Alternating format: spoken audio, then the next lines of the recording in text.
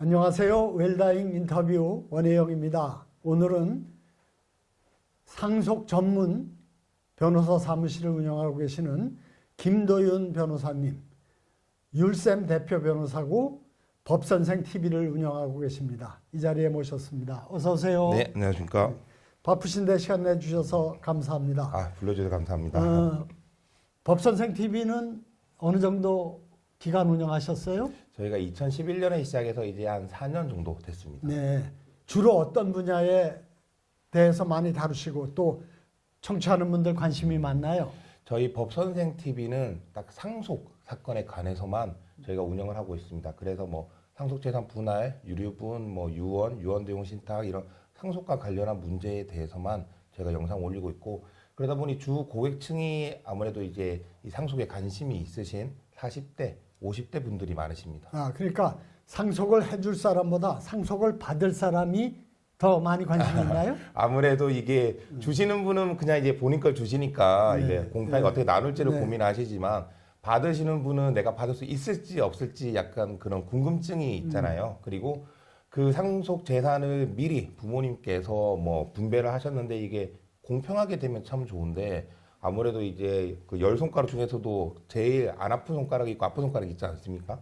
그런 식으로 부모님께서 본인이 더 아끼는 자녀한테 재산을 많이 주면 이제 어떻게 하면 이 재산을 내가 공평하게 받을 수 있을까? 못 받은 입장에서 그런 것들을 문의하는 분들이 많으시죠. 그러니까 상속이 이루어지면 네. 그 결과를 보고 아버지가 형한테 많이 주고 나한테 덜 줬네 알 수 있는데 네. 상속이 이루어지기 전에는 알 수가 없는 거 아닌가요?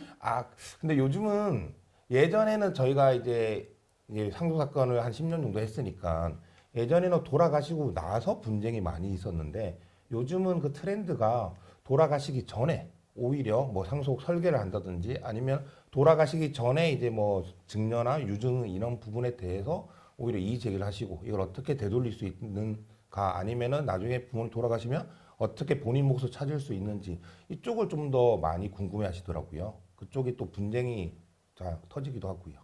그러니까 그 경우는 상속을 할 분과 받을 분이 같이 의논해서 얘기하는 게 아니고 네. 받을 입장에서 지금 돌아가는 판을 보고 나한테 불리하네, 저 형한테 많이 줬는데 이건 상속도 어떻게 되나, 이런 거에 대한 궁금증이나 또는 대책을 어떻게 마련할까, 이런 걸 관심 갖고 상담을 하나 보죠? 네, 뭐 여러 가지 케이스들이 있긴 한데 사실 뭐 부모님께서 어떻게 나눠주는 게 좋으냐를 물어보시는 분들도 많이 있고요. 부모님 입장에서 하시는 분들도 있고, 아니면 이제 자녀분 중에서 본인이 특별 수익 그 재산을 많이 받으신 분이 나중에 유류분을 안 뺏기려면 어떻게 해야 되냐 이런 상담도 있고요. 또 재산을 못 받으신 분이 오셔가지고 어떻게 하면 재산을 받을 수 있냐 이렇게 물어보시는 분도 있고요. 이게 각자의 입장에 따라서 이 다양한 이제 상속에 대한 궁금증들이 있으신 것 같습니다. 그러면 각각의 그 경우에 따른 어떤 대표적인 사례를 하나씩 소개해 주시면 좋겠는데요. 나는 많이 일테면 생전에 증여를 받은 거, 도움을 받은 거죠. 네네. 부모로부터. 네. 그런 경우에 이것이 유산 상속으로 갈 때는 내가 많이 받았으니까 불리하게 작용하지 않을까, 그런 거에 대한 대책을 물어보는 분도 있고, 네. 그렇지 못한 입장에서는 형한테 또는 동생한테 그 생전에 많이 부모님이 줬는데 그거를 내가 상속받을 때 그것까지 포함해서 나한테 불리하지 않게 받는 게 어떻게 하면 필요한가, 어떻게 할 수 있나, 이런 거가 있을 텐데요. 네. 뭐 하나씩 제가 말씀을 드리자면, 일단 상속 설계를 하러 이제 부모님들이 오시는 경우가 있습니다. 이제 그때는 이제 부모님께서 본인이 이제 아끼는 자녀 아니면 본인이 좀 도와주고 싶은 자녀에게 더 주고 싶어 하시니까, 그런 경우에는 어떤 방법이 좋으냐, 이제 상속 설계는 증여, 유증, 유언, 그리고 유언 대용 신탁 세 가지가 있는데, 사실 증여 같은 경우에는 이제 대표님 아시다시피 증여세에 문제가 있지 않습니까? 공제 범위가 크지도 않고 증여세를 바로 내야 되니까, 그래서 증여는 조금 꺼리는 편이고 보통 유언이나 유언 대용 신탁으로 많이 가시죠. 근데 유언 같은 경우에는 일단 간편하게 뭐 자필 증서로도 할 수 있고 공정 증서로도 할 수 있지만, 그게 돌아가시고 나서 피상속이 돌아가시고 나서 오픈이 되다 보니까 이 상속인들 간에 분쟁이 많이 생깁니다. 저희가 실제로 지금 하고 있는 사건도 부모님께서 유언을 하셨는데 유언장을 작성을 하셨는데 그때 치매 단계에 있으셨습니다. 치매 그때 MMSE가 한 18, 17 정도 되셨는데 이제 유언장을 통해서 재산을 받으시는 분은 우리 엄마가 그때 정상이었다고 하시고 그 반대쪽에서는 어머니 그때 치매라서 너가 엄마 데리고 와서 엄마 속이고 한 거다. 이 분쟁이 붙은 거죠. 근데 저희 쪽에서는 이제 유언장이 진실한 거다라는 쪽이어서 이제 그 유언장에 대해서 뭐 당연히 검인 과정에서도 그 체크를 했고 그리고 이후에 소송에서도 이제 어머님의 진료 기록이라든지 이제 주변인들 사실 확인서 등을 통해서 이 어머님이 유언을 할 당시에 의사 능력이 있었다, 정상적인 의사 능력이 있었다를 밝혔는데 그 과정이 쉽지가 않더라고요. 아무래도 지금 이제 고령화가 되면서 치매에 걸리신 어르신들이 많이 늘어나시는데 사실 제 개인적인 바람은 이런 상속 분쟁이 일어나는 가장 큰 원인이 결국 이 상속 재산을 공평하게 실질적으로 이제 공평하게 분배를 하지 못하고 갑자기 돌아가시거나 아니면은 이제 그 분배를 하시더라도 뭐 유언이나 유언대로 신탁 이런 걸 하시더라도 꼭 치매에 걸린 이후에 자녀들이 부모님을 모시고 가서 하는 경우가 많더라고요. 그래서 이 저희 웰다잉 운동처럼 미리 정신이 있으실 때 유언장을 계속 작성하시면서 뭐 유언장 언제든 철회할 수 있고 변경할 수도 있는 거니까 그 정신이 있으실 때 본인의 의사에 따라서 상속 설계를 하시는 게 좋지 않을까. 네. 예, 그런 생각을 합니다. 아주 중요한 포인트를 말씀해 주신 것 같아요. 유언장을 어차피 쓴다면 네. 일찍 건강할 때, 그러니까 음. 지금 쓰는 게 좋지. 맞습니다. 꼭 시간 기다려서 건강이 갑자기 나빠지거나 그러면 그런 문제도 생기는데 네. 미룰 일이 없다. 그렇죠. 미루다 보면은 버나드 쇼가 했다는 말처럼 우물쭈물하다가 나이를 이렇게 될 줄 알았다 하는 것처럼 후회하게 되니까요. 네. 예, 그런 점에서 또 뭐 소개해 주실 만한 사례가 있나요? 뭐 저희가 이제 상속 사건을 하다 보면 가장 많은 게 이제 어떤 자녀가 만약 예를 들어서 뭐 삼형제가 있는데 보통 예전에는 이제 장남이 가장 많은 재산을 가져가지 않았습니까? 실제로 뭐 호주제가 있을 때는 상속분 자체가 그랬고 뭐 이제 지금 현행 민법으로 바뀌면서 이제 그 상속분이 똑같아졌지만 아직까지도 장남 선호 사상이 좀 남아 있다 보니 아무래도 부모님께서 장남에게 재산을 많이 주시는 경우가 있습니다. 특히 이제 그래서 딸들이 재산을 못 받으면 결국 부모님이 돌아가시고 나서 부모님 재산이 남아 있으면 상속 재산 분할을 할 수 있지만 그 남아 있는 재산이 없으면은 결국 유류분으로 갈 수밖에 없지 않습니까? 근데 그 재산을 찾아야 되는데 그 재산을 찾는 게 쉽지가 않더라고요. 분명히 의뢰인분들은 오셔서 처음 상담할 때는 저희 부모님이 뭐 어디에 땅이 있고 정말 실제로는 뭐 금괴도 있다는 얘기도 저희가 들었거든요. 비밀 금고에 은행에 비밀 금고가 있고 금괴도 있다라고 했는데 저희가 아무리 찾아도 물론 저희가 이제 법원을 통해서 조회하는 게 어느 정도 한계가 있긴 하지만 그래도 웬만하면 다 나오는데 아무리 찾아도 나오지가 않는 겁니다. 그 재산이. 그래서 저희가 겨우 찾은 게 그때 한 1,000만 원짜리 땅 하나? 그러니까 유류분을 해도 그게 내영제였는데 4분의 1에 8분의 1밖에 안 되고 125만 원을 찾으려고 유류분 소송을 하실 수밖에 없으신 거예요. 근데 유류분 소송은 걸어놨고 근데 저희한테 착수금을 주셨는데 그걸 다 가져와도 125만 원이니까 이분은 마이너스였던 거죠. 그러니까 저희가 막 100% 승소하고도 미안하다고 해야 되나? 약간 죄송하다고 해야 되나?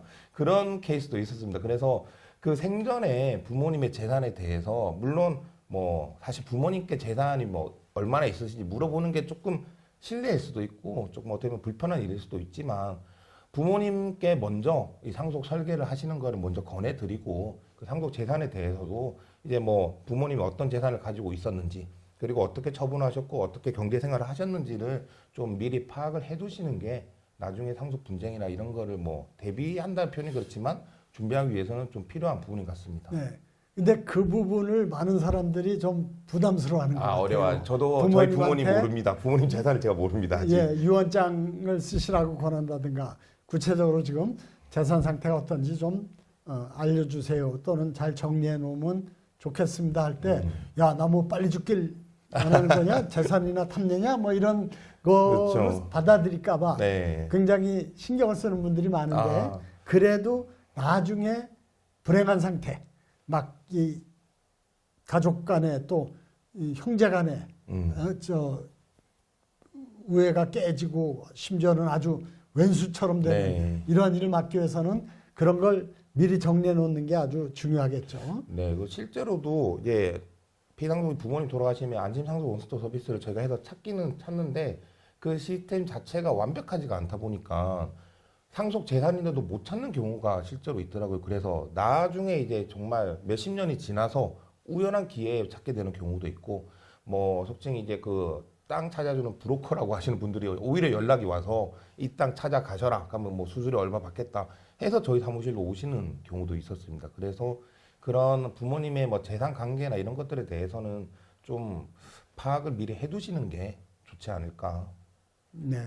네, 그거 안심 좀 상속. 네. 혹시 모르는 분들 위해서 네. 설명 좀 해주시죠. 알겠습니다. 그 안심 상속 원스톱 서비스라고 해서요. 정부에서 제공하는 서비스인데 뭐 토지, 부동산, 그리고 뭐 자동차, 보험, 그리고 금융, 뭐 예금 등 금융 자산에 대해서 원스톱 한 번에 신청을 할 수 있는 제도이고요. 내가 부모님이 돌아가셨을 때 신청할 수 있는 거죠. 네네. 아무 때나 아는 게 아니고.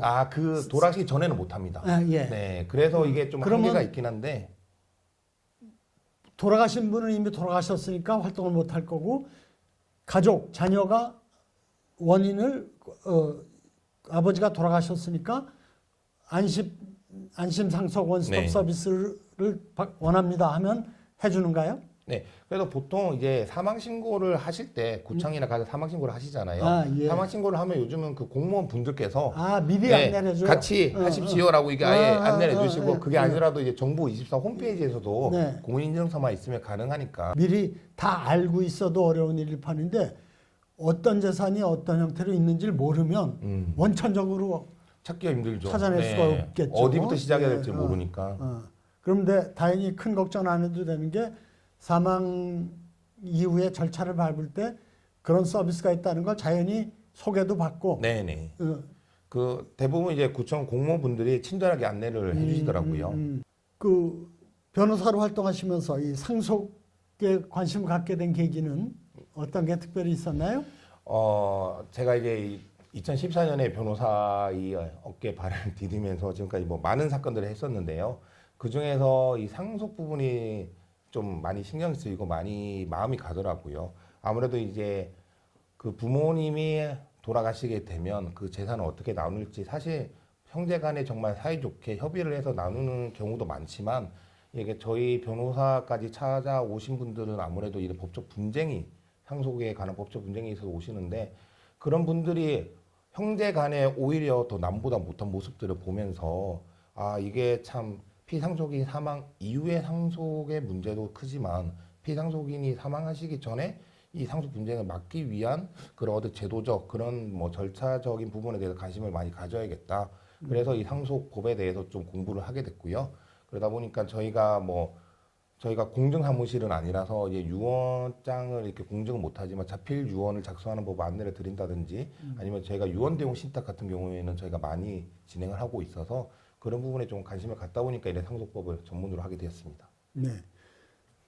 보통 상담하러 오는 분들이 유언장이 있는데 그 유언장의 내용에 불만이 있어서 상담을 하러 오는 경우와 유언장이 없는 상태에서 상속에 대한 분쟁이 있어서 불만이 있어서 상담하러 오는 경우하고 네. 어떤 게 비중이 큰가요? 유언장이 없는 경우가 훨씬 많습니다. 네. 일단 유언장이 있다는 것 자체가 피상속인께서 부모님께서 상속에 관심을 가지고 어떻게든 상속 설계를 하셨다는 거기 때문에 네. 사실 분쟁의 소지가 그렇게 크지가 않습니다. 그 정도로 네. 관심을 네. 가지신 분들은. 네. 그런데 대부분 아까 말씀드린 대로 유언장을 작성해야 된다는 생각을 못 하고 계시거나 네. 아니면 자녀들이 먼저 이제 그런 얘기를 못 하는 상황이고 네. 그러다가 이제 부모님이 갑자기 치매에 걸리시면 네. 네. 그때서야 이제 유언장 작성해야 된다 야. 하시니까 사실 그 의사 능력에 문제가 생기는 경우도 많고요 유언장에 관련해서 근데 아예 그런 것조차 못하면은 이제 상속재산 분할 뭐 특별수의 유류분 여러 가지 문제들이 있어서 이제 그런 부분들을 좀 하기 위해서는 사실 이 유언장 작성하는 이 문화가 많이 전파가 돼야 될 것 같습니다. 근데 변호사님 보시기에 유언장을 거의 안 쓰죠. 이제 부담스러워 하시더라고요. 그러니까 남들도 다 안 쓰니까 나도 써야 될지 좀 망설이게 되고 그리고 부담스러워하는 이유는 예를 들어 어떤 것 때문에 많이들 부담스러워하실까요? 아무래도 이 유언장이 사실 제가 봤을 때 피상속인 부모님께서 자의적으로 자발적으로 유언장을 작성하는 경우는 많지 않은 것 같더라고요. 정말 재산이 많으신 분들이 아닌 이상은 대부분 자녀 중 누군가가 뭐 부탁을 하거나 아니면 약간 종용을 하거나 애원을 하거나 해서 부모님 작성하다 보니까 이게 아무래도 유언장을 작성해 달라고 하는 자녀가 자기가 조금 더 많이 가져가려는 의도가 있지 않겠습니까, 이게? 그러니까 이게 실질적으로 공평하게 부모님이 작성하기가 쉽지가 않죠. 특히나 부모님이 뭐 경제권을 쥐고 있을 때는 괜찮은데 어느 정도 이제 연세가 있으시고 하면은 아무래도 이제 자녀들한테 조금 이 주도권을 뺏기는 경우가 많아서 네. 오히려 자녀들한테 휘둘리는 경우도 많고 그러다 보니까 아예 그냥 유언장 작성을 안 하시려고 하는 경우가 많더라고요. 유언장을 작성했는데도 이렇게 상속 분쟁으로 이어지는 경우는 주로 어떤 것들 때문에 그게 원인이 돼서 분쟁으로 연결되나요? 뭐 첫 번째는 일단 유언장 자체가 정말 진정한 의사에 의해서 작성됐는지 여부가 문제가 됩니다. 이게 특히 이제 치매가 가장 큰 문제가 아까 되는데요. 얘기하신 네. 그리고 아무래도 이제 부모님이 치매에 걸린 상태냐 아니냐. 네. 대부분 저희 사무실에 오시는 분들도 사실 어느 정도 치매가 좀 있으시거든요. 예, 치매가 예, 아예 없으신 분은 없으신데 아, 그래요? 아무래도 이제 좀 이제 네, 연세가 있으시니까. 네, 근데 네. 아시겠지만 치매에 걸린다고 해서 무조건 정신 능력이 없는 건 예, 아니지 않습니까? 예, 의사 예, 능력의 여부는 이제 구체적인 상황에 따라 판단을 하는 거니까. 이제 아무튼 그런 이제 의사 능력, 치매 때문에 문제가 되는 경우가 많고요. 이제 두 번째는 이제 그 형식적인 부분. 특히나 이제 공정 증서이나 유언은 뭐 어쨌든 공증인을 통해서 하니까 그런 경우가 많이 없지만 자필 유언도 요즘 아직까지 많이 사용하시는데 자필 유언을 이제 본인이 직접 작성 안 하고 자녀가 이렇게 프린터 해온 거에 사인만 하신다든지 사실 그러면은 무효가 되지 않습니까? 그렇죠. 네. 이제 그런 형식적인 부분들 예, 예. 그리고 세 번째로는 이제 유언에 따라서 이제 유류분의 문제가 되겠죠. 예. 유류분. 네, 최소한의 상속분도 받지 못한 그 다른 상속인이 이제 그 유언을 통해서 받아간 그 상속인에게 유류분 청구를 하는 그런 소송이 네, 주인 그 같습니다. 유류분이 다툼의 주 내용인 사례를 좀 말씀해 주실 수 있을까요? 네, 유류분은 워낙 이제 많이 알려져서 이제는 뭐 하겠는데 유류분은 만약에 피상속이 부모님께서 뭐 증여나 유증, 유언대용 신탁으로 이제 재산을 처분해서 다른 상속인들이 최소한의 상속분도 받지 못했을 때 자녀의 경우에는 법정 상속분의 2분의 1입니다. 그래서 만약 4명의 자녀가 있다면 법정 상속분은 4분의 1이지만 유류분은 최소한의 상속분이기 때문에 8분의 1이 되는데요. 그거조차 못 받았을 때 청구할 수 있는 권리입니다.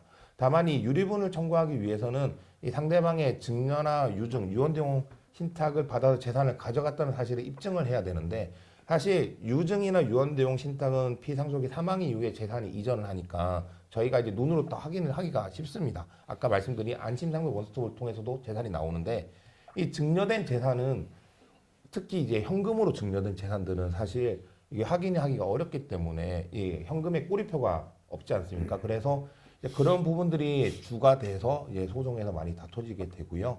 뭐 유류분을 이제 청구하는데 기간에 있어서도 그 1년 단기 소멸시효가 있기 때문에 그 부분에 대해서도 좀 다툼이 많이 생기는 편입니다. 근데 유류분은 워낙 강한 절대 규정이기 때문에 유류분을 유언의 내용이나 뭐 형식을 게 배제됐다 하더라도 난 유류분 한 번도 못 받았으니까 내 것 달라고 하는 거는 확실하게 이길 수 있는 확률이 큰 거죠.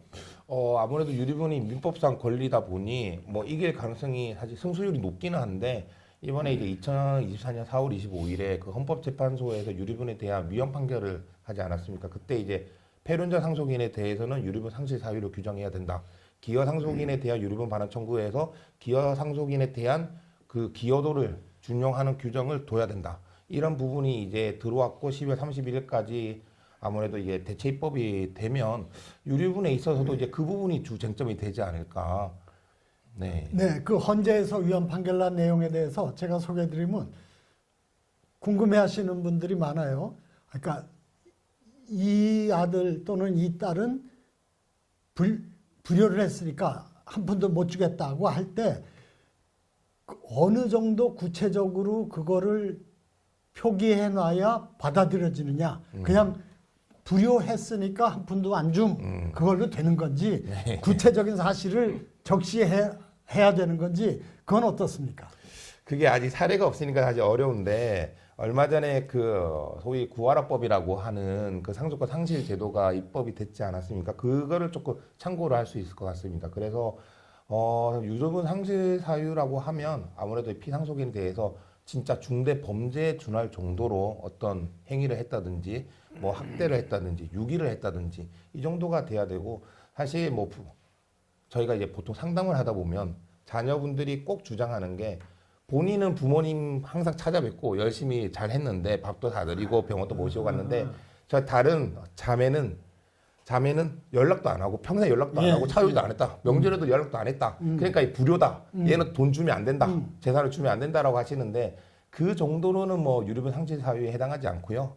당연히 어느 정도 정말 범죄 행위에 이를 정도가 돼야 유류분 상실 사유 되지 않을까. 그렇습니까? 네. 제 생각했던 것보다는 훨씬 엄격한 기준이 네. 적용되네요. 아무래도 이게 뭐 사실 제 개인적인 생각은 이 피상속인의 재산 처분의 자유라든지 이제 피상속인의 의사가 100% 반영이 돼서 유류분을 좀 조정을 하는 게 맞다고 생각을 하는데 이게 아무래도 유류분이 몇 번의 이제 위헌 판결에 있어서도 이제 살아남은 걸 보면 아직까지도 유류분이 필요한 그 취지가 있지 않습니까? 상속인의 뭐 생활권을 보장하고 기대권을 보장한다는 그 취지가 있기 때문에 그 법원에서도 이거를 너무 넓게 해석하면 이 유류분 제도 자체 민법 규정 자체를 잠식할 수가 있다는 점에서 좀 엄격하게 해석을 하지 않을까 뭐 그렇게 저희는 생각하고 있습니다. 그러면 불효자에 대해서 유류분을 적용하지 않는 그 상속이 발생했을 경우에 분쟁이 많이 앞으로 일어날 수가 있겠네요. 네, 저희도 아마 그 해석이 이제 많이 쌓여야 법원에서 해석이 이제 쌓여야 어느 정도 기준이 있다 정해질 수 있다는 점에서 한동안은 이 유류분 상실 사유가 과연 무엇이냐 이 부분에 대해서 많은 분쟁이 있을 것 같습니다. 네, 그러니까 유언장을 쓰더라도 거듭 말씀드리지만 건강할 때 맑은 정신으로 써놔야 후유증이 네. 없는 거고 또 여러 가지 당연히 그 유언장을 쓸 때 유류분 등의 법률적인 요건을 잘 검토해서 거기에 맞춰서 써야 되겠죠. 근데 결과적으로 실제로 진행되는 거는 그러니까 유언장이 없어서 발생하는 상속 분쟁이 훨씬 많다 그랬는데 그거는 어떤 문제들 가지고 주로 그 분쟁이 일어납니까? 일단 상속 분쟁 자체가 크게 이제 상속 재산 분할과 유류분으로 이제 보실 수가 있는데요. 소송적인 면에서는 이제 뭐 유언이 있으면 당연히 그 유언에 따라서 재산이 배분이 되니까 이제 그에 따르면 되지만 유언이 없으면은 공동 상속인들이 상속 재산에 대해서 협의를 해야만 됩니다. 근데 이게 사이가 정말 좋은 형제 자매 간에는 이 협의가 원만하게 이루어질 수가 있지만 이게 조금 협의가 어려운 부분들이 있는데요. 그 두 가지가 있는데 첫 번째가 특별 수익이라고 해서 생전에 재산을 받아갔거나 아니면 유언이나 유언대용 신탁으로 재산을 받아간 상속인이 있다면 그 받아간 부분이 상속분의 성급이라고 해서 미리 내가 상속 재산을 가져갔기 때문에 이후에 상속 재산 분할 과정에서 그만큼을 공제하고 받아야 되는데 보통 받으신 분들은 그렇게 생각을 안 하시죠. 보통은 내가 부모님한테 이렇게 했다. 내가 병원비 내고 내가 부모님 뭐 맛있는 거 사드리고 선물해드리고 여행 보내드리고 했으니까 이건 당연히 내가 받아야 되는 거다라고 생각을 하시니까 이 상대방이랑 그 특별 수익을 받으신 분이랑 서로 생각이 다르고요. 그러다 보니까 이제 협의가 이루어지지 않는 경우가 있고요. 두 번째로는 이제 기여분 누군가가 부모님을 이제 정말 극진히 모시고 특별히 부양했다. 재산적으로도 특별히 기여를 한 경우에는 기여분을 인정받을 수가 있는데 본인이 생각할 때는 내가 정말 부모님께 잘했으니까 정말 부모님 뭐 요양원에 계실 때 모시고 했으니까 내가 재산을 더 가져가야 된다고 생각하시지만 다른 형제 자매들이 봤을 때는 야 당연히 해야 되는 거 아니야? 부모님한테 당연히 해야지 라고 생각을 하면 이제 기여분 인정이 안 되다 보니 이 상속재산 분할 협의 자체가 안 되는 경우가 많습니다. 이제 그러면 결국 그 상속재산 분할 협의가 안 되기 때문에 가정법원으로 가서 상속재산 분할 심판을 해야 하고요.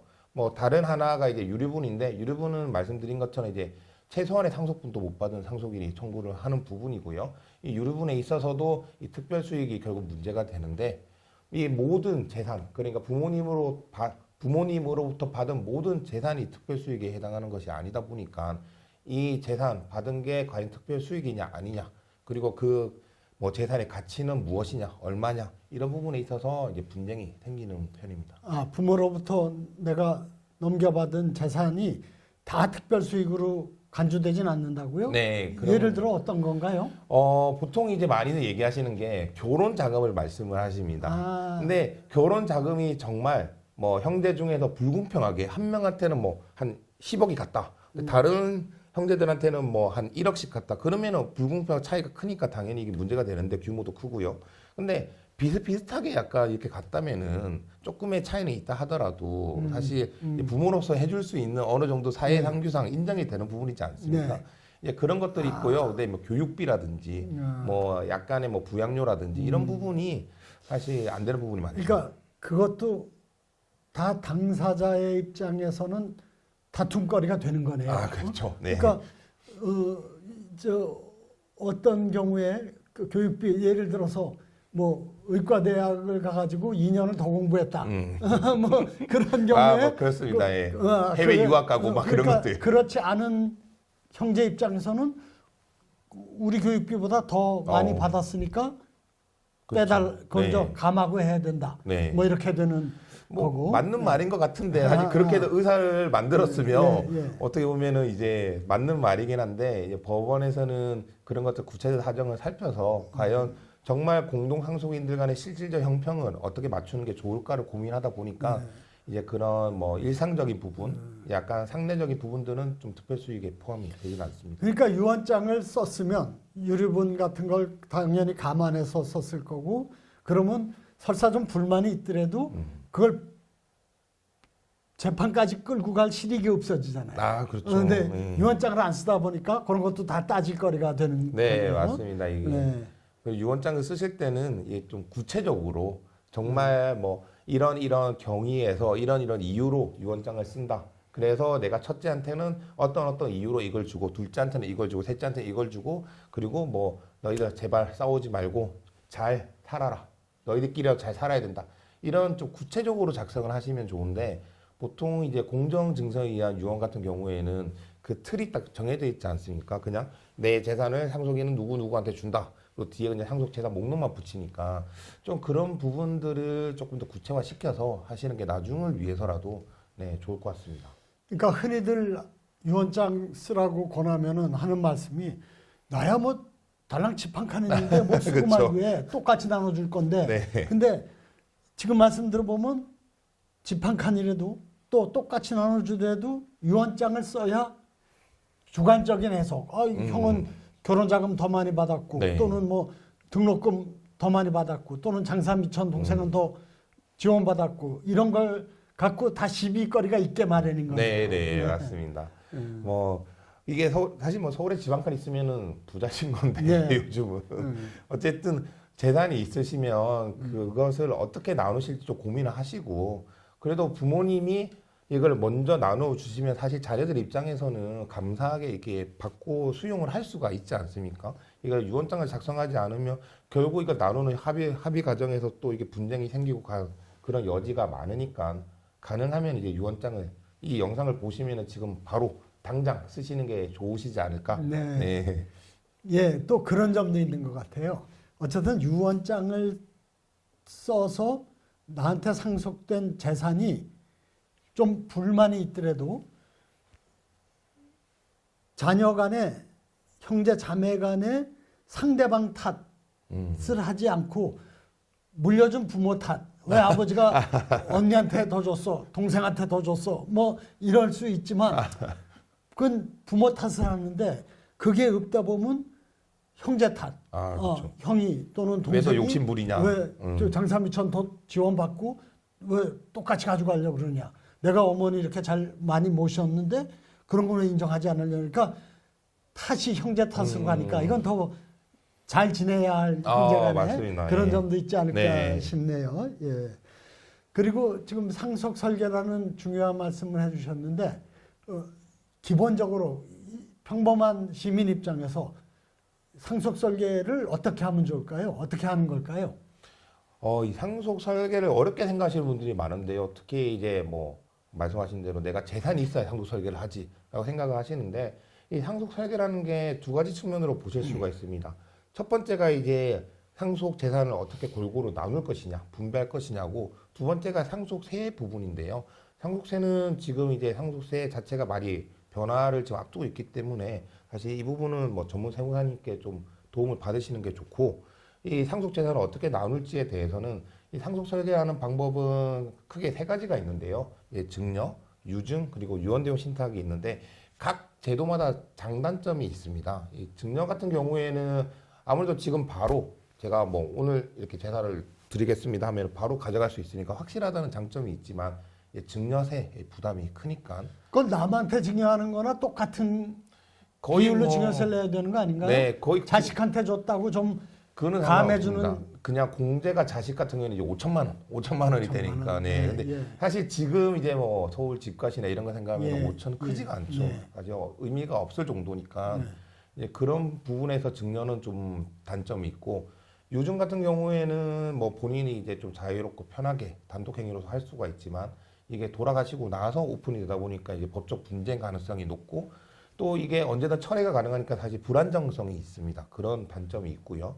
뭐 그리고 유언대원 신탁 같은 경우에는 사실 아직 유언대원 신탁은 잘 모르시는 분들이 많은데 예, 2012년에 신탁법 개정을 통해서 들어온 제도이고 유언을 대신해서 이용하는 신탁이라고 생각하시면 됩니다. 그래서 이 부모님 위탁자가 재산을 수탁자에게 맡기고 이 유언대원 신탁 계약을 체결한 다음에 그 유언대원 신탁 계약에 따라서 수탁자가 재산을 관리하면서 발생하는 수익 부동산을 예로 들면 부동산에서 거주할 수 있는 권리라든지 아니면 임대료라든지 이런 것들을 생전에는 보통 부모님 위탁자가 받으시고 부모님 돌아가시면 이제 부모님 지정한 수익자 상속인들이 되겠죠. 보통 상속인들은 돌아가게 하는 제도인데 계약으로 체결되다 보니까 이게 확실하고요. 이제 부동산 같은 경우에는 신탁 등기가 격려되니까 또 안정적인 부분이 있습니다. 다만 이제 유언대용 신탁은 부동산은 큰 문제가 없는데 뭐 농지 같은 경우에는 좀 농지 자격 취득 증명이 있어야 된다는 문제가 있고 금전이나 이제 주식 같은 경우에는 아직 제도가 완벽하게 정비되지 않아서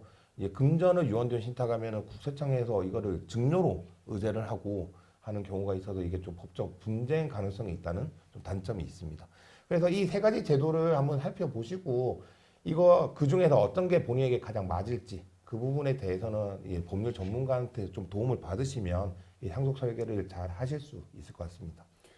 근데 많은 분들이 이 신탁은 아유 집 한 칸 있는 내가 뭐 이 신탁을 하고 말고 할 거리가 되나 네. 그렇게 생각하지 않을까요? 네, 그래서 이게 왜 그렇게 생각하시는지 저도 이제 고민을 했는데 이 신탁이 이제 금융기관, 은행이나 증권회사에서 하다 보니까 이게 은행 상품이라고 생각하시는 분들이 많더라고요. 근데 유언대용 신탁은 원래는 그 은행 상품은 아니고요. 신탁법상의 제도인데 이제 금융기관에서 그거를 상품화를 시킨 거죠. 왜냐하면 본인들이 수탁자가 돼서 이제 수수료를 받을 수가 있다는 점에서 그런데 유언대용 신탁은 꼭 그런 금융기관을 통해서 하실 필요는 없고요. 저희 같은 뭐 법무법인이나 법무사 분들을 통해서 하시면은 특히 이제 상속인이 수탁자가 되는 경우에는 보통 보수를 받지 않기 때문에 전혀 뭐 비용이 발생하고 이런 부분이 없습니다. 그래서 오히려 뭐 유언대용 신탁을 하면은 이제 그 전에 유언장을 작성하는 것과 같이 상속 설계를 할 수 있고요.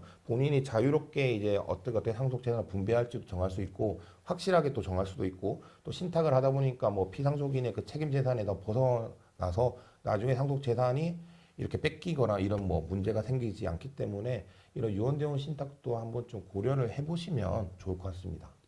네, 저도 듣기에 유언을 남기는 거는 어쨌든 내가 죽고 나서 개시되는 거 네, 아닙니까? 네, 그리고 맞습니다. 복잡한 문제들이 많이 잘못될 경우 따를 수가 있는데 이 신탁은 유언대용 신탁은 지금부터 내 재산 관리를 맡기는 거죠.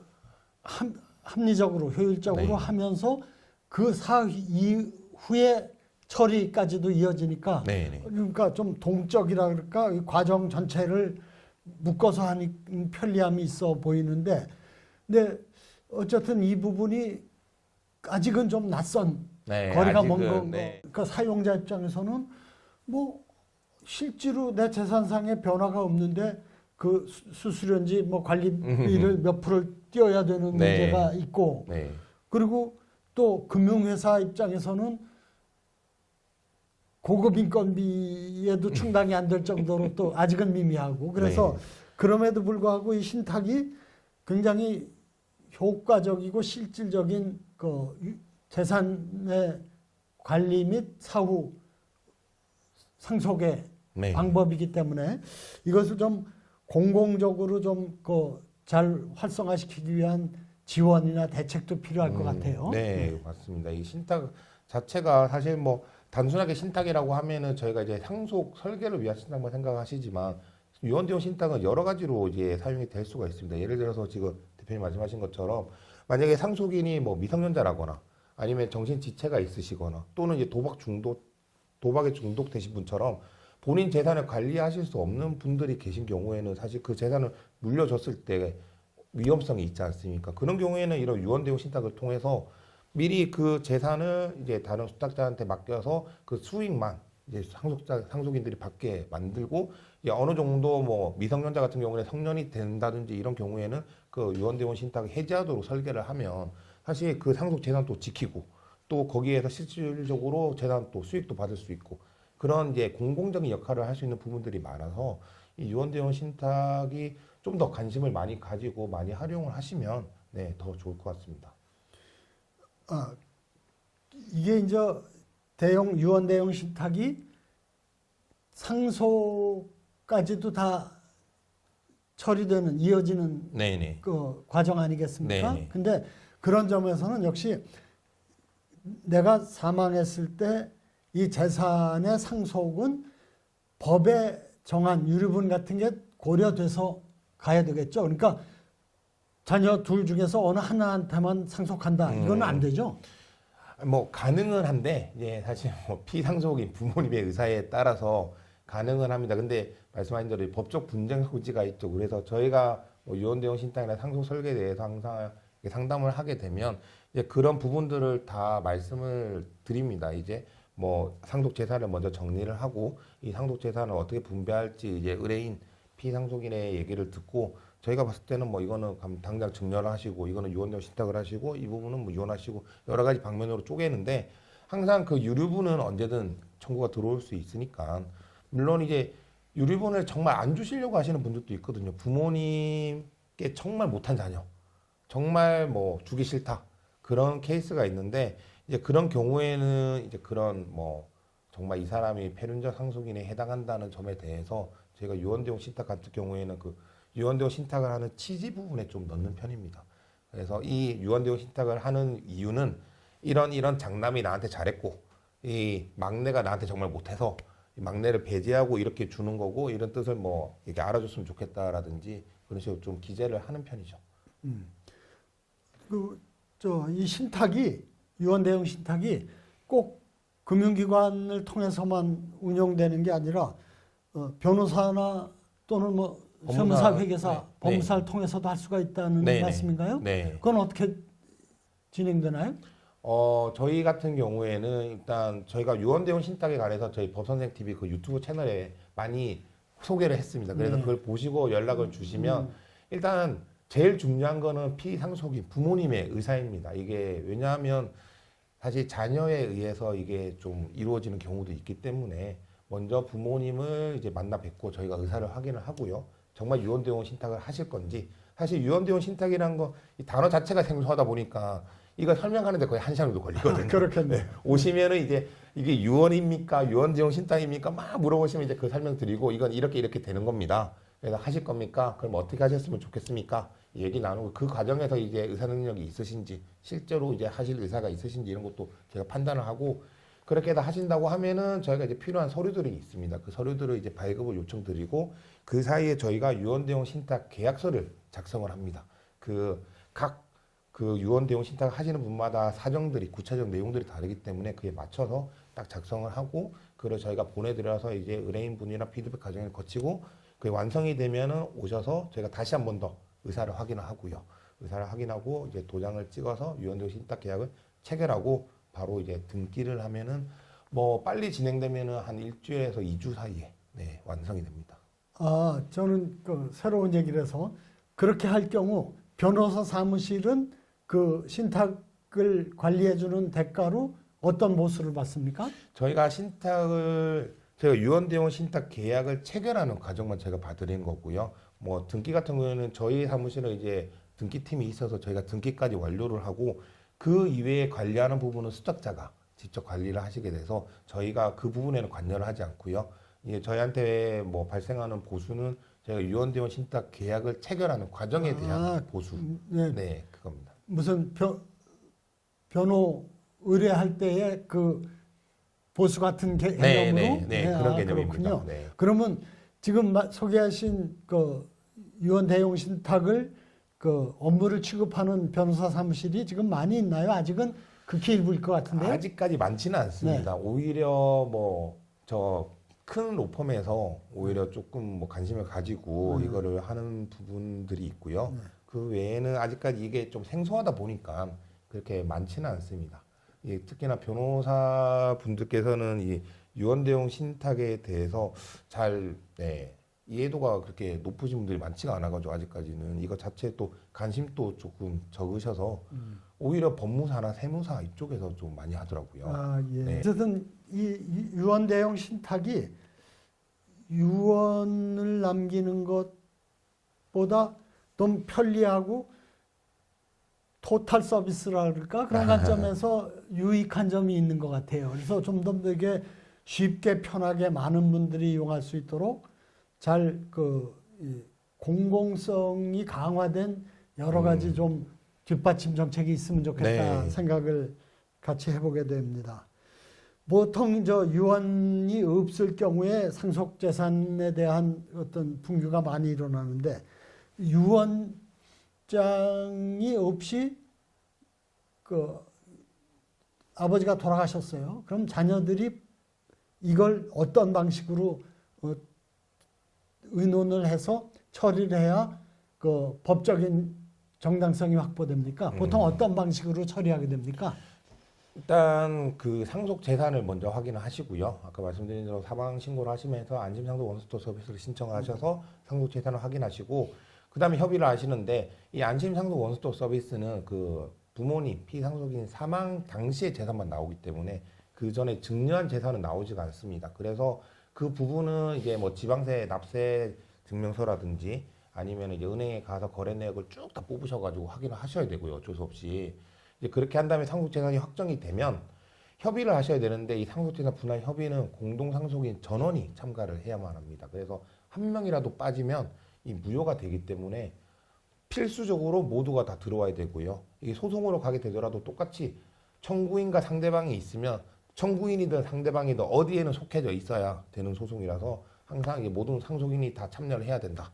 그리고 만약에 미성년자가 있는 경우에는 미성년자와 그 친권자 어머니와 그 자녀가 만약 이해상반 행위를 하게 되면 이 상속재산 분할 협의 자체가 이해상반 행위가 되기 때문에 이런 경우에는 특별 대리인을 법원에 선임을 신청해서 특별 대리인을 통해서 상속재산 분할 협의를 해야 하고요. 이런 상속재산 분할 협의는 뭐 정해진 건 없습니다. 형식적으로 정해진 것도 없고 언제까지 해야 된다 이런 것도 없습니다. 가령 이제 오셔가지고 이거 6개월 안에 무조건 해야 되는 거 아니냐고 하시는데 그게 이제 상속세랑 취득세 그 문제 때문에 그 6개월 안에 신고 납부를 해야 되니까 보통 그걸 생각하시고 상속재산 분할 협의도 해야 된다고 하시는데 상속재산 분할 협의는 정해진 기간이 없기 때문에 언제든지 하시면 되고요. 실제로 저희가 한 것 중에 일제시대 그 재산에 대해서도 저희가 상속재산 분할을 한 적이 있거든요.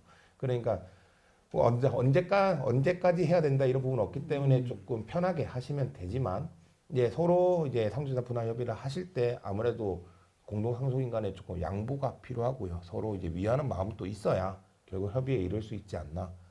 아, 그게 지금 중요한 점을 말씀하신 것 같아요. 저도 궁금한 게 유언이 없었을 때 상속을 가족들이 주로 이제 자녀들 중심으로 네. 되겠죠. 할 경우에 그냥 똑같이 나누자. 이게 가장 일반적일 것 같고. 네. 이제 거기에 근데 형이 학비 더 많이 지원받았잖아. 유학자금 지원받았잖아. 또는 장사미천 동생이 받았잖아. 이렇게 네. 되면 복잡해질 것 같아요. 그러니까 그렇죠. 그런 거 따지지 말고 똑같이 나누자. 이게 제일 일반적인 기준 아닐까요? 그게 제일 좋은데 사실 이 똑같이가 나는 똑같이라고 생각했는데 네. 저쪽에서 똑같이라고 생각을 안 하니까 그게 아까 말씀드린 특별 수익에 결국 이 문제가 생길 수밖에 없는 것 같습니다. 그래서 좀 양보하면은 참 좋은데, 근데 저희가 보면 오히려 재산이 정말 많으신 분들은 그런 분쟁이 오히려 안 생기더라고요. 오히려 한 몇백억씩 되시는 분들은 안 생기는데, 왜 그럴까요? 조금 양보해도 가져갈 게 좀 더 많아 그런 거 아닐까요? 상속세의 문제도 있고. 골간에서 네. 인식 난다고. 예. 근데 꼭 저희가 보통은 재산, 이게 상속 분쟁을 제가 하는 재산을 보면 재산 규모가 한 30억에서 50억 정도 되시는 분들이 보통 이런 분쟁이 많이 생기시고, 네, 그런 걸 보면은, 이게 참 조금만 양보하고 하면 될 텐데, 어떻게 보면 한때는 정말 좋은 형제 자매였을 텐데, 이런 돈 문제 때문에 참 남보다 못한 사이가 되는 걸 보면 조금 그런 부분들을 해결할 수 있는 방법을 찾아야 되지 않나 그런 생각이 듭니다. 그러면 변호사님이 좀 잠재적인 상속 대상자들에게 권고를 한다면 네네. 내가 조금 양보하는 입장에서 이 상속 문제를 의논해야 형제간에 불화가 없다. 이렇게 얘기할 수 있을까요?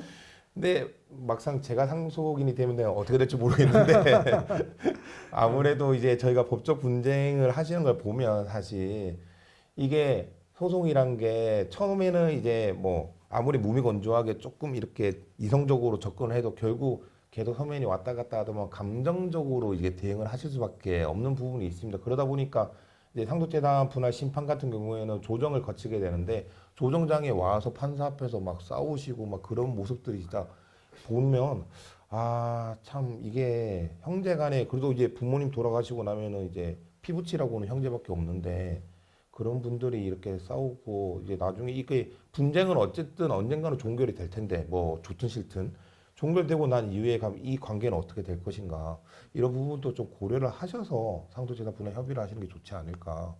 그게 정 안 되면 아예 그냥 공동재산으로 해놓고 그래서 수익만 받아가시는 것도 사실 뭐 나쁘지 않을 것 근데 같고요. 그게 실질적으로 권할 만한 일일까요? 분쟁의 그냥 여지를 남겨두는 거죠. 단순하게 쪼개는 것도 쉽지 않은 판에 함께 재산을 관리한다는 거야말로 정말 양보심이 일상적으로 따르지 않으면 어려울 것 같은 어렵죠. 생각도 네. 얼핏 드네요. 그런 점에서 이제 유언장을 쓰지 않았을 때 이런 갈등이 첨예해지고 그러다 보니까 상속 소송으로 가는 게 요 10년 사이에 이혼 소송보다 훨씬 많아졌답니다. 네, 늘어나고 있습니다. 5만 건이 넘어요. 그러면은 거의 3가정, 4가정에 하나 정도는 소송까지 가는데 네. 이게 사이 좋아야 할 형제가 아주 그냥 왼수처럼 된단 말입니다. 네, 네. 그리고 그뿐만 아니라 상속 소송까지는 안 갔지만 이 재산 분배 과정에서 우애가 상한 네. 가정도 또 그에 못지않게 많을 거고 그런 점에서 잘 따져서 이 유언장을 합리적으로 또 공평하게 잘 만들어 놓는 게 중요하겠다 그런 생각을 많이 갖습니다. 네네. 그리고 어쨌든 유언장이 없었을 경우에 상속을 나눌 때 형제간에 내가 좀 더 양보한다 이런 자세로 좀 그 문제를 다뤄야 그 금전적인 문제보다 훨씬 더 소중한 가족 간의 우애, 형제 간의 우애를 지킬 수 있는 길이 네. 아닌가 생각이 드네요. 근데 그러니까 뭐 재산 일단 상속된 거 공평하게 나누기로 하고 형이 학비 더 많이 가져간 거 또는 동생이 장사 미천 지원받은 거 이런 거 뭐 따지지 말자 이렇게 간단하게 생각할 수도 있지 않을까 싶은데 이게 너무 크다 보면 그게 안 되지 않겠어요? 그렇죠. 그러니까 그런 특별 수익이 정말 그렇게 넘어가기엔 너무나 크다. 그럴 경우에 대책은 뭡니까? 어떻게 법적으로 대응해야 되나요? 이게 참 어려운데 그러면 결국 이제 소송밖에 없는데요. 다만 이제 특별 수익에 조금 오해를 하시는 부분이 있는데 아까 말씀드린 대로 특별 수익은 이제 상속분의 성급으로 봐서 이제 미리 상속 재산을 가져간 걸로 보게 됩니다. 그래서 그 법정 상속분 안에서 가져갔다면 이제 그만큼 빼고 나중에 상속 재산 분할을 하면 되는데 이 초과 특별 수익자라고 해서 본인의 법정 상속분 이상을 가져가신 분들이 있습니다. 예를 들어서 뭐 10억의 재산이 있고 상속인이 5명인데 그러면 법정 상속분은 2억씩 5분의 1이니까 2억씩 가져가야 되는데 장남이 한 5억을 가져가 버리면 3억을 더 가져간 거지 않습니까? 그럼 초과특별 수익자가 되는데 이 초과특별 수익자 같은 경우에는 그거를 뱉어내는 게 아닙니다. 그러니까 일반적으로 원래 2억 가져가야 됐고 5억 가져갔으니까 3억은 다시 내놔야 되는 거 아니냐라고 생각을 하시는데 초과특별 수익자는 다시 되돌리지 않습니다. 이게 왜냐하면은 어쨌든 부모님이 피상속인께서 그 장남에게 5억을 줬다는 건 어머님, 부모님의 의사에 따른 거기 때문에 그 의사를 존중해야 된다는 차원에서 이제 그거를 다시 받아낼 수가 없고요. 만약에 그 받아간 게 그로 인해서 다른 상속인들의 유류분을 침해하게 된다. 그러면 이제 유류분 반환 청구로 가야 되는데 유류분은 최소한의 상속분이다 보니 법정 상속분의 2분의 1, 뭐 예를 든 5명이 있다면 5분의 1이 아니라 10분의 1밖에 청구를 못 하니까요. 이런 점에서 초과특별 수익자를 계속 돈 뺏어와야 된다라고 말씀하시는 분들이 있는데 안타깝게도 법적으로는 그렇게 초과특별 수익자라 하더라도 받아올 수 있는 건 아니다. 라는 거를 아시면 좋고요. 이제 그런 것들을 이제 상속재산 분할 심판 과정에서 이제 계산을 해서 특별 수익을 누가 얼마나 더 가져갔는지 그리고 기여분은 누가 더 있는지 그런 것들에서 상속인들 간의 실질적 공평을 추구하는 그런 결정을 하게 됩니다. 그리고 변호사님 말씀이 예를 들어서 얘기하면 워낙 특별 수익, 그러니까 미리 증여받은 게 어느 자식한테 너무 커서 네. 나머지 쪽에서 상속받을 게 거의 없는, 네. 그러니까 유류분도 보장이 안 되는 경우는 네. 그래도 따져볼 수가 있겠네요. 네, 근데 그렇죠. 그렇지 않은 경우는 유류분만큼만 만큼만 받을 수 있으면 네. 그거 갖고 따지기가 어렵다. 네, 네. 실익이 없다. 네. 이렇게 봐야 됩니까? 네, 맞습니다. 그러면 또 이 기여분은 어떻게 또 인정받을 수 있나요? 이 기여분이란 것 자체가 형제, 그러니까 일테면 이런 거죠. 형제간에 다른 형제들이 인정을 안 하려고 그래. 뭐 그런 것 같고 그래. 근데 네. 내가 보기에는 내가 부모님을 모실 때 든 그 기여분이 그렇게 무시하기에는 너무나 큰 거다. 그럴 때 어떻게 절차를 밟아야 이거를 좀 내 몫으로 찾을 수 있나요? 이 기여분이라는 것이 이 공동상속인 중에서 피상속인에게 이제 특별히 부양하거나 재산적으로 특별히 기여했을 때 인정이 되는 건데요. 이 몇 가지 제한들이 있습니다. 이게 특히나 제일 중요한 건 공동상속인이어야 해서 만약에 시부모님을 모시고 산 며느리 혹은 뭐 사이라든지 혹은 이 손자, 손녀 같은 경우에는 상속인이 아니기 때문에 아무리 뭐 정말 시댁에 들어가서 내가 시부모님을 모시고 뭐 30년간 제사 지내고 가정 대소사 다 했다 하더라도 며느리는 기여분이 없습니다. 자, 이분들이 이 부분을 참 억울해 하시는데 어머님들이 저희 법상 어쩔 수 없고 다만 이제 그런 것들이 이제 남편을 통해서 상속인이 남편을 통해서 간접적으로 청구를 해야 되는 부분이고요. 이 기여분 자체가 뭐 특별한 부양이라는 게 이제 부모님을 같이 모시고 살면서 동거하면서 간호하고 부양하는 거고 재산적 특별한 기여는 뭐 재산을 이렇게 무상으로 대여를 한다든지 아니면 무상으로 정말 드린다든지 증여를 한다든지 뭐 노동력을 제공한다든지 이런 부분이 돼야 되는데 현실적으로는 이제 법원에서는 그런 재산적 기여에 대해서는 기여분을 좀 인정해 주는 편이지만 특별한 부양에 대해서는 이 인정해 주는 좀 퍼센테이지가 낮습니다. 아무래도 우리나라는 이제 효사상이 있다 보니까 자녀가 당연히 부모님에게 해야 되는 거 아니냐라는 게 있고요. 특히 배우자 같은 경우에는 민법상 이게 동거 부양 의무가 있다 보니까 배우자가 아무리 아내가 남편을 뭐 수십 년 동안 간호하고 병원에 가고 이렇게 해도 배우자로서의 기여도는 인정받기가 또 쉽지 않은 게 현실입니다. 그래서 그런 부분들을 인정받으시려면 미리 뭐 병원비를 아니면 부양료를 지출했다 그러면 그런 것들에 대한 증거를 남겨두셔야 되고 뭐 주변에 사실확인서나 어머님이나 아버님 그 부모님이 그런 자녀의 기여분을 인정해주는 서면을 남겨두신다든지 이제 그런 식으로 좀 준비를 하셔야 인정을 받으실 수가 있습니다. 근데 실제로 상속 분쟁에서 배우자의 기여분이 쟁점이 되는 경우가 많이 있나요? 은근히 있습니다. 저희가 지금 진행하는 사건에서도 사실 어머님 연세가 이제 90이 90이 넘으셨으니까 70년 동안 같이 사시면서 남편분 당연히 내조도 하고 그 큰 종중이어가지고 또 장남이어서 종손이어서 제사도 다 지내시고 또 그 시장에서 녹그릇도 파시고 경제 활동도 하셨거든요. 그래서 저희가 이제 기여분을 청구를 했는데 판사님께서 기여분은 웬만하면 처리하라고 하셔가지고 이게 참 배우자가 기여분을 인정받는 것 자체가 쉽지가 않은 조금 것 같습니다. 구체적으로요. 기여분을 청구했다는 거는 배분돼야 할 1.5대 11 부인이 있고 자녀가 둘이라 그러면 네. 1.5, 11 이렇게 되지 않습니까? 네, 네. 그 1.5가 확보된 상태에서 추가로 더 요구를 한 건가요? 네네 맞습니다. 이 기여분이 인정이 되면 예, 판결 주문에 이제 기여분은 몇 퍼센트로 한다라고 나오거든요. 그러면 상속 재산 총 상속 재산에서 기여분을 먼저 몇 퍼센트 뚝 떼놓고 그거를 먼저 준 다음에 남은 재산에 대해서 이제 상속분대로 나누게 되는 겁니다.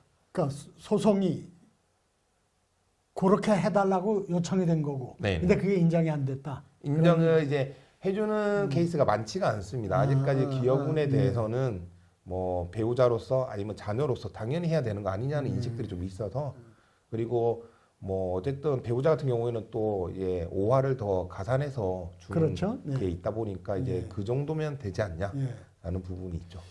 근데 좀 기여분을 좀 단순하고 명확하게 그리고 좀 의미 있게 존중해주는 재산 상속 기준이 좀 쓰면 좋을 것 같은데요. 그래야지 사실 부모님 열심히 잘 모시고도 그게 분쟁의 거리가 된다면 얼마나 안타깝겠어요. 네. 그래서 자녀들 간에도 상식적으로 아버지 어머니 잘 모신 자녀에게는 그 기여분이 돌아가는 게 당연하다. 그리고 법적으로도 그게 보장이라기보다는 그 배려가 된다. 이러면은 사람들이 좀 더 책임감 있게 잘 모시려고 하고 모시겠죠. 또 네. 모시지 않은 자녀 입장에서도 그래 형이 또는 여동생이 모셨으니까 좀 가는 게 당연하지. 이런 문화가 생기면 갈등도 덜해질까 하는 생각도 네, 드네요. 맞습니다. 네. 그리고 이제 바야흐로 백수의 시대 초고령 사회가 왔는데 나이 먹으면서 생기는 가장 우려되는 질환이 치매 아닙니까? 네네. 치매가 생겼을 경우에 대한 자녀로서의 대책 같은 게 상속이나 이런 거 관련해서 뭐 좀 소개하실 만한 게 있을까요? 일단 저희가 계속 말씀을 드리지만 치매에 걸리시기 전에 건강하실 때 뭐 유언이든 유언대용 신탁이든 상속 설계를 네. 하시는 게 좋습니다. 네. 그게 나중에 뭐 변경을 하시더라도 일단은 먼저 작성해 두시면 네. 그게 기준이 되고 또 이제 본인의 상속 재산을 어떻게 보면 정리도 하실 수 있는 기회니까요. 꼭 건강하실 때 하시고요. 만약에 이제 치매에 걸리시게 되면 사실 그러니까 유언장 없이 네, 유언장 네. 치매에 걸리시게 되면 예, 그 치매에 걸리신 상태에서 유언이나 이런 것들을 하시게 되면 결국 나중에 의사 능력에 문제가 돼서 뭐 정말 의사 능력이 없는 상태에서 그 유언이든 유언대용 신탁이 이루어졌다면 무효가 되기 때문에 의미가 없어집니다. 그래서 그런 부분들을 조심을 하셔야 되고요. 이 치매가 되고 난 이후에 본인의 신상이나 뭐 재산 관리에 대해서 걱정이 되신다면 임의후견 제도를 이용하실 수가 있습니다. 그 임의후견 제도는 이 부모님께서 건강하실 때 실제 이제 후견인이 되실 분이랑 임의후견 계약을 체결을 하시고요. 그래서 그 임의후견 계약서 안에 내 신상은 어떻게 하겠다. 뭐 내가 아프면 어느 병원에 어떻게 나를 어떻게든 부양해주면 좋겠다. 그런 내용을 놓고 재산 관리에 대해서도 이렇게 넣어서 맡기고요. 만약에 실제 부모님이 치매에 걸리시게 되면 이제 가정법원에 그 감독인 선임을 신청해서 임의후견을 게시하게 됩니다. 그러면 그 내용대로 임의후견을 그 체결한 내용대로 부모님이 이제 관리를 받으실 수가 있는 거죠. 그러면 아무래도 아무 준비 없이 이제 치매에 걸리셔서 갑자기 이제 그런 뭐 대처를 하시는 것보다는 자녀들도 그렇고 부모님 입장에서도 그렇고 훨씬 더 좋은 방법이 될 수 있습니다. 지금 임의후견을 말씀해 주셨는데 저도 아주 안타깝게 생각하는 게 나이 들어서 장수시대가 돼서 필연적으로 많은 경우에 발생하는 게 의식이 없거나 또는 극도의 불건강 상태에서 내 의사결정을 못하고 표현을 못하는 경우가 많이 생겼단 말입니다. 네네. 그리고 몇 달은 물론 몇 년씩 사시는 경우도 많이 있어요. 네. 이 공백을 메꾸기 위해서 내 뜻을 받들어서 나를 대신해서 법적 권한을 행사할 수 있는 사람을 정하는 게 이제 임의후견인이죠. 네네, 맞습니다. 근데 이게 거의 안 되고 있어요. 그러니까 정말 안타까운 일인데 이것이 필요한 이유가 그러니까 이 경우를 임의후견인을 보통 어떤 사람들한테 들로 정하는 겁니까? 그리고 또 그거 뭐 가족들 부인이 있거나 또는 남편이 있거나 또는 자녀가 있는데 뭘 임의후견을 정해 이런 것도 쉽게 또 반론으로 생각할 수 있는데 네네. 왜 필요한 건가요? 사실 이게 임의후견을 하시는 경우가 많지는 않습니다. 아직 이 제도 자체도 많이 알려져 있지 않고, 그리고 뭐 언젠가 이제 내가 늙는다는 사실은 알고 있지만 내가 치매에 걸린다는 걸 대비한다는 것 자체가 조금 본인 스스로가 그게 좀 부담스러워 하시는 분들이 많아서 그런데요. 이 후견인은 뭐 임의후견인은 누구든 될 수 있지만 보통은 이제 자녀분들이 많이 하시죠. 다만 그 자녀들 중 한 명을 그 임의후견인으로 지정을 하게 되면 뭐 신상에 관한 부분이야 어쨌든 부모님이 아프시면 뭐 병원에 가고 모시고 뭐 하는 거야 하는데 재산에 관한 부분에 있어서는 이 자녀들 간에 좀 분쟁이 생기는 경우가 많습니다. 그래서 뭐 어떤 재산이 좀 있으신 분들은 아예 어떤 기관이나 뭐 그런 아니면 전문가 그런 자산 관리를 하실 수 있는 뭐 변호사라든지 회계사라든지 이런 분들한테 재산 부분만 따로 맡기는 경우도 있거든요. 그렇게 해서 뭐 임의후견 아니면 유언대용 신탁이랑 같이 결합을 해가지고 신상은 자녀에게 자녀 뭐 장남이든 막내든 자녀 중 한 명을 이제 선택을 하고 이제 재산에 관한 부분은 이제 별도의 제3자에게 맡겨서 이제 그 나중에 치매 걸렸을 때를 대비하시는 분들도 있습니다. 네, 그러니까 일반 시민의 경우에는 뭐 그렇게 구분해서 저 생활 관리 또 질병 관리하고 재산 관리를 나눌 것까지야 그렇게 필요성을 많이 안 느끼는 분들이 많을 것 같고 그럴 경우에 그냥 임의후견인을 자녀 중에서 정할 때 그 부담을 느끼는 게 그러니까 이를테면 첫째든 둘째한테 하면은 나중에 재산 상속에 있어서 문제가 생길까 봐 걱정이 되고 또는 정해놨을 때 정해지지 않은 다른 자식이 그런 우려나 불만을 가질까 봐 걱정이 되고 이런 문제가 있나 보죠? 네, 이게 뭐 정말 현실적인 부분인데 이게 예를 들어서 부모님 재산을 이제 임의후견을 하게 되면 그 임의후견인 부모님 재산을 다 파악을 하고 관리를 하게 됩니다. 네. 그런데 뭐 부동산 같은 경우에는 팔거나 뭐 처분하거나 이러면 딱 드러나지만 예, 현금 같은 예금 같은 경우에는 계속 이제 현금으로 뽑는 겁니다. 예. 하루에 500만 원씩 계속. 그런데 이 후견인은 나중에 이 사실이 부모님 돌아가시고 나면 드러났을 때, 부모님 위해 썼다. 병원비, 생활비, 뭐 부모님 뭐 고기 드시고 싶다고 고기 사드렸다 하는데 실제로 그걸 정말 썼는지 아닌지는 알 수가 없는 거죠.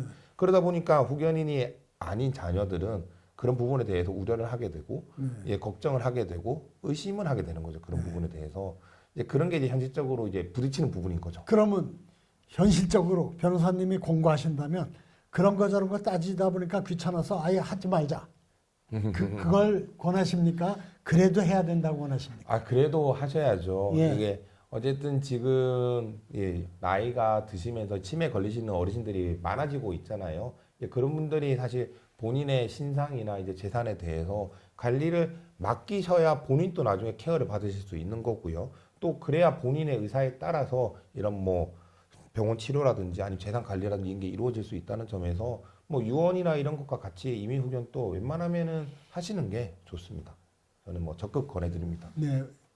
저는 내 삶에 대한 결정과 책임을 내가 한다는 것이 당연한 일이고 네. 그런 점에서 유언장도 쓰고 임의후견인도 정하고 네. 그걸 유언장을 쓰다 보면 재산을 나누는 거에 대해서 좀 큰애한테 좀 더 주면 둘째가 서운해하지 않을까 이런 것 때문에 에이 모르겠다고 미룬다거나 이것도 마찬가지로 후견인을 첫째로 정하면은 둘째가 서운해하지 않을까 이런 것 때문에 또 미루고 이런 것보다는 어쨌든 그런 게 부딪히는 문제가 좀 있더라도 네네.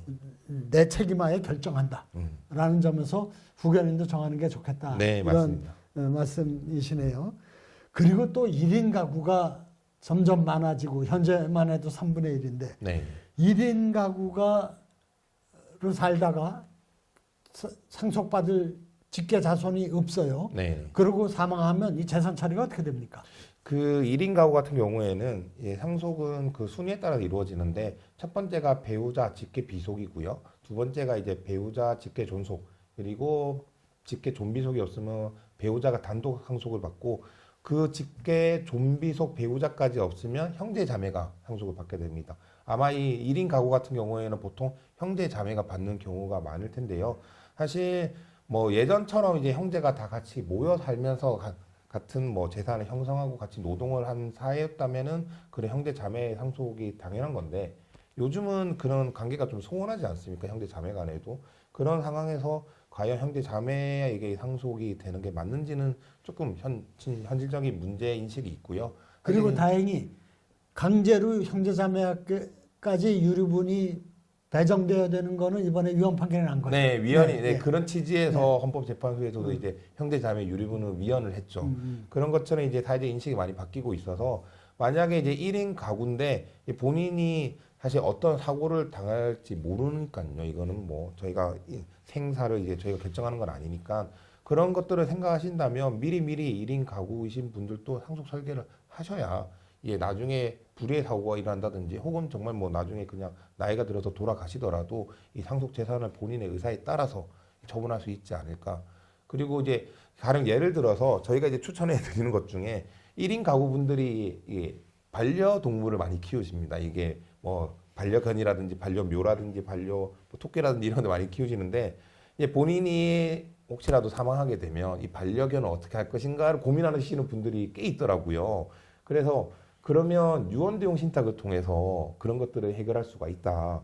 유언대용 신탁을 통해서 어느 수탁자를 지정을 하고 만약에 내가 죽게 되면 만약에 이제 그 재산을 관리하다가 내가 죽게 되면은 거기서 나오는 수익을 이 반려동물을 위해서 써달라. 그리고 반려동물도 이제 그 무지개 다리를 건너게 되면 그 재산을 이제 뭐 그런 동물 단체라든지 협회라든지 이런 데 기부를 해달라는 식으로 수익자 연속 신탁으로 해서 이렇게 설계를 할 수도 있습니다. 그래서 그런 것들에 뭐 많은 관심을 보이시더라고요, 또.